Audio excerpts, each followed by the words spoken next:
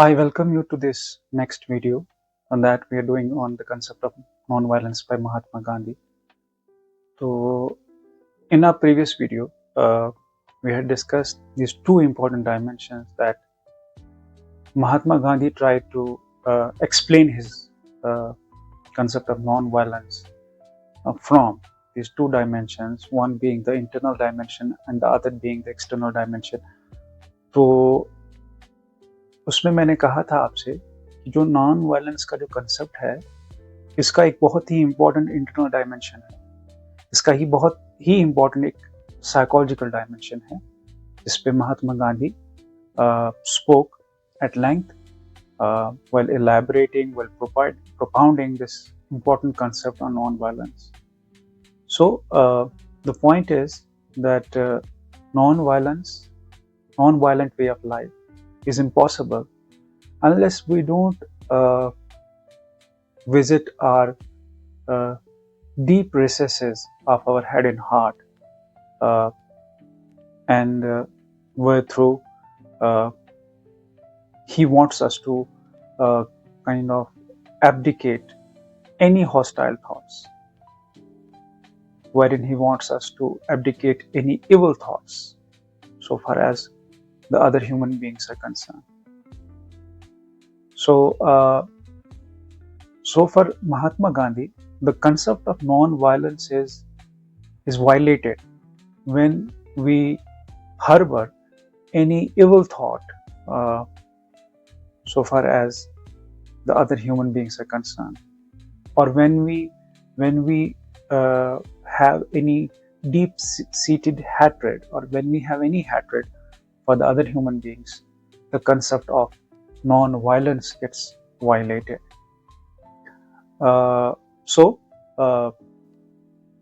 Non-violence demands us that we should become non-violent, not only in our behaviors, but also in our ideas, in our feelings, in our emotions, and in our thoughts. Because जैसे मैंने previous video में कहा था, our behavior is basically the reflection of the thought that you are carrying in your head. So today we are basically driven, shaped and fashioned by the ideas that we are carrying in our minds. So that is where I believe the brilliance of this concept of non-violence lies. So in this entire process, one of the important ideas that I think is very important from the point of view of the non-violent way of life, especially in the modern context or in the future context, is that Mahatma Gandhi in a very beautiful way says that non-violence is also violated by any unnecessary haste that we may subject ourselves to. So if you see today's society, if you see today's life, today's life is full of this culture जहाँ पे we have really started living a very fast life. We have fast life, there is fast food, the finger touch generation has given rise to altogether to a new sort of culture जहाँ पे human beings are becoming very impatient, and then instant gratification has become a big norm. Human beings have got converted into go-getters. Today's kids, today's generation, they go by these ideas or norms of instant gratification. तो इसमें जो है मुझे लगता है कि महात्मा गांधी का ये जो आइडिया है that how we are also supposed to rid ourselves, how we are also supposed to give up any idea of unnecessary haste uh, that may possess us because of because of because of the multiple reasons. You know, when I was reading this, when I was reading Mahatma Gandhi's ideas on how non-violence is also violated by uh, you know uh, by this unnecessary haste, uh, I was reminded of Edward Shell's. Edward Shell's is a brilliant thinker on social thought. Uh, it is he who talks about this intensification of the human life in the modern world. So the problem with the modern world is uh, that life has really become very intensified. The complexities of our world have increased, uh, so much so that sometimes as human beings or as societies or as professionals, that we sometimes fail to keep pace with the changes that are going on. So far as this intensification of the human life is concerned, it has it has resulted into multiple changes uh, in our social existence, in our cultural existence, because this tendency of always being in rush, this tendency of always being on the move, and this voraciousness that we have developed for this phenomena known as instant gratification is also a form of violence, as per Mahatma Gandhi.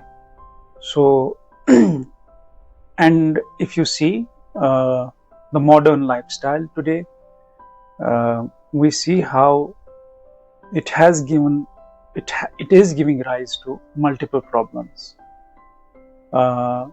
and we also see that the meaninglessness of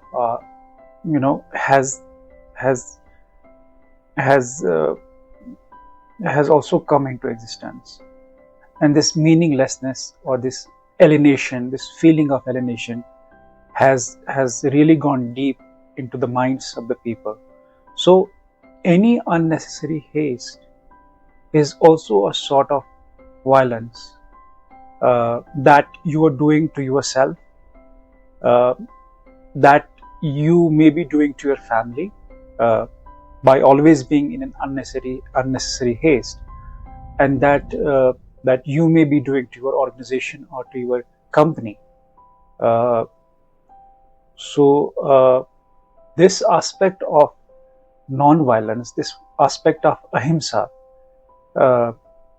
should also be looked into.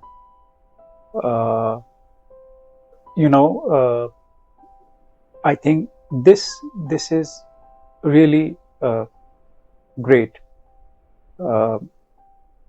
realization that we can have in today's society, and rather than feeding into this psychology of past life, we should really be able to take a pause and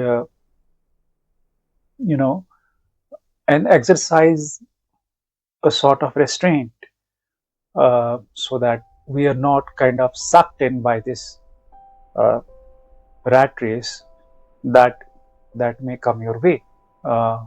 So from this point of view also, I believe this concept of ahimsa has many things to teach us.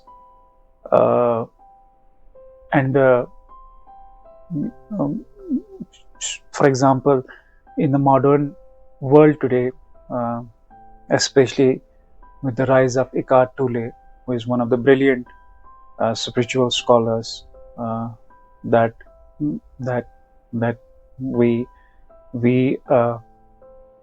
have come across. This entire emphasis on being rather than becoming is important. So today, the entire focus is on becoming. The entire focus is on achieving things. The entire focus is on attaining things, on winning things, on doing something in the future. But so far as this enjoyment of the being is concerned, which means that whatever you have at this present moment, whatever small things that you have been able to have now, you should kind of enjoy those things. You should really see to it that you are able to appreciate the people around you. You should see to it that you are able to really appreciate the resources, the present time that is there. So I think this living for the future syndrome, which is giving rise to multiple psychological complications, and which has really kind of converted into this this great epidemic, wherein we are suffering from this constant waiting, en masse. Everybody is always waiting for the right time, for the right occasion.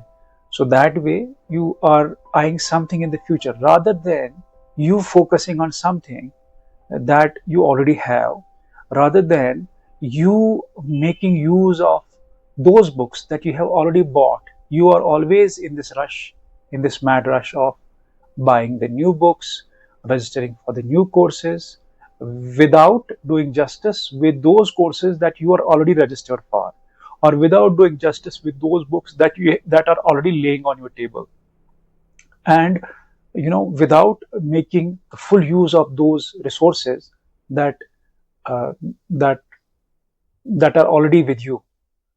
So I think this is also uh, an important concept of Gandhi's himsa and ahimsa. Gandhi's himsa or violence is when you stop your present self for the sake of your future self.